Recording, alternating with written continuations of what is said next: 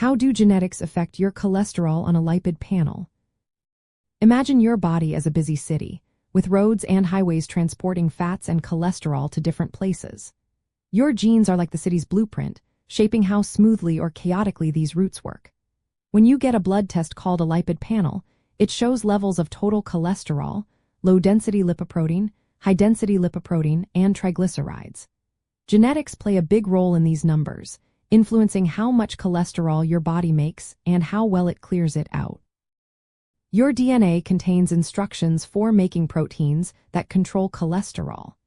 Variations in certain genes can cause your body to produce more cholesterol than normal or make it harder to remove it from your blood.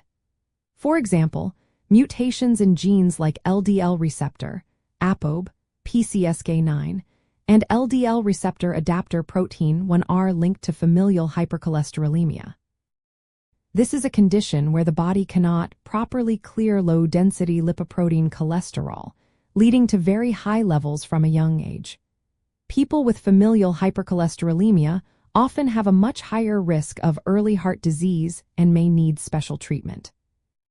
But genetics influence cholesterol beyond rare inherited conditions. Many common gene variations across different parts of your DNA can slightly raise or lower your cholesterol levels. These small differences, when combined, can significantly impact your lipid panel results. Some people inherit gene variants that tend to increase low-density lipoprotein or decrease high-density lipoprotein, even if they don't have a specific inherited disorder. This is called a polygenic influence, meaning many genes contribute to your cholesterol levels. Studies show that genetics account for about 40 to 50% of the variation in low-density lipoprotein cholesterol in the population. This means your genes set a baseline for your cholesterol, which lifestyle factors like diet and exercise can modify but not completely change. That's why some people need medication to reach healthy cholesterol levels, even if they eat well and stay active. If your family has a history of high cholesterol or early heart disease, it's a sign that genetics might be affecting your lipid panel. Doctors may suggest earlier or more frequent testing, especially if your levels are high. In some cases, they might recommend genetic testing to identify inherited conditions like familial hypercholesterolemia. For example, if your low-density lipoprotein cholesterol is over 190 milligrams per deciliter, genetic testing can help determine if you have an inherited disorder and guide treatment.